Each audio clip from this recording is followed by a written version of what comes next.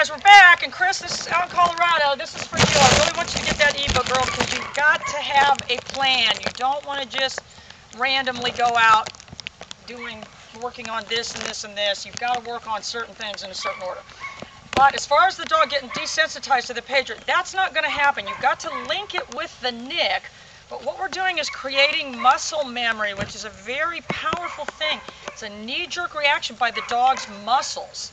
So we're going to go out here. I don't know if they're going to take off after these horses or not. But again, what you're going to do if they take off chasing something is you're going to use your recall command. So again, that's going to be your most important one. The same thing if they take off after the poop. You're going to use your recall command to get the dog to come back. So that's what you're going to do. So I've got 3 of them on the sound box here. And the horses, of course, are right there. If we wanted them to be there, they wouldn't be there. And since we don't want them to be there, they're right there. But if they take off after the horse, I am going to use the nick right then. So if the dog takes off after something, you've got to use the nick. Forget about your pager right then. Pop, pop, pop. You can follow back through, and if worse comes to worse, I mean, you may have to hit the continuous. And remember, as needed, you can turn this up as you're going. But for dogs with a real high predatory behavior, I mean, if you've got one chasing a rabbit and they're headed right towards the highway, I mean, you're going to have to resort to your continuous then. But what we want is a dog that's been preconditioned with muscle memory. When it feels that, I turn. So we're only using the collar to teach them to come when their back is turned. I don't want you doing any making it sit and then calling it back. So all right, so let's go.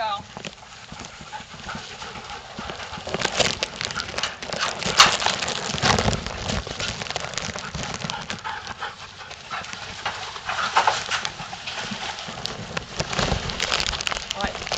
Solo! Solo!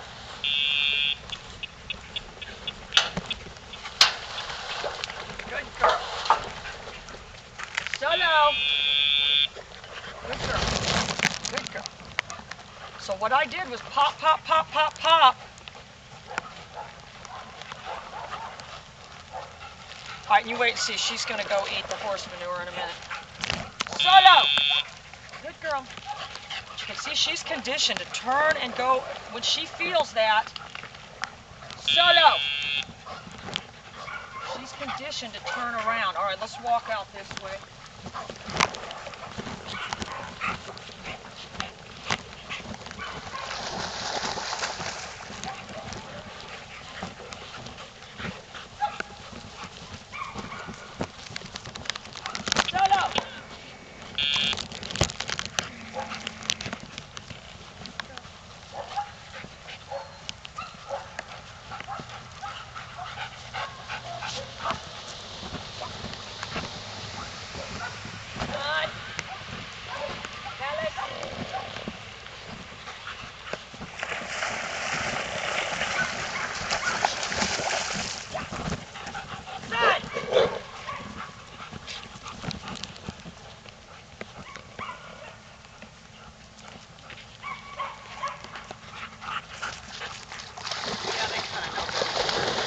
All right, let's see if we can get one of them eating the horse manure here.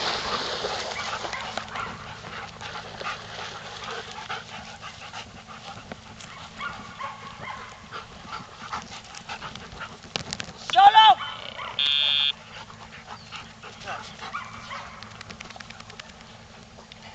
So what I did was hit the nick right there as I said the name, and you need to be ready to escalate the command. I'm not going to just, oh, solo! All right, look, there she goes. Hang on, she's going to go back after that horse manure here in a sec.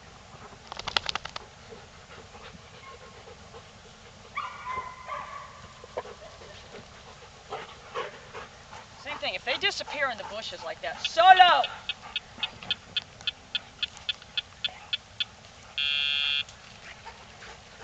Solo.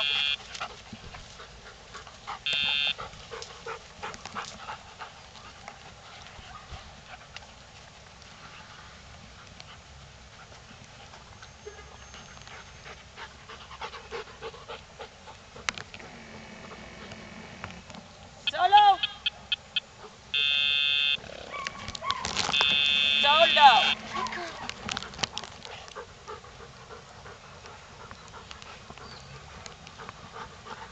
find is a nice fresh pile of horse manure, because that's their favorite. Alright, so we gotta watch out. This one might get a little...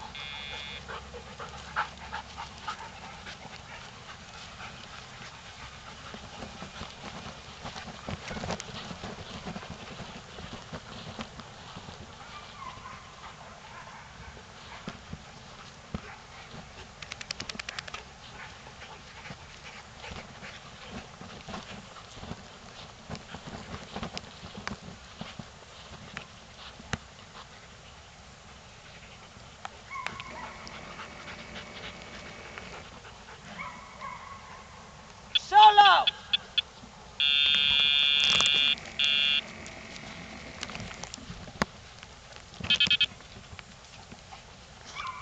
So you see, she was able to get a couple little bites in, but this is the first time we've ever really done that to her. But that's what you're going to think of at home, Kathy. You're going to use the collar to call the dog away from the pile of poop, you poor woman. All right, now she's going to go back and get some more. So I got my nib turned all the way up this time. But again, we're doing it in context that the dog can understand. I'm going to go back. Solo! Good girl. So I'm really not punishing the dog. I'm just reinforcing the obedience commands. I can't stress that enough, you guys. Eventually what will happen is the dog will say, every time I start to go over there, they call me. So that's where you need to be, rather than just using it for punishment. If you just use it for punishment, it's not going to have any permanent effect. Anyway, I hope that helped you guys, and if you have any more questions, please send them. We'll make you a video. See ya!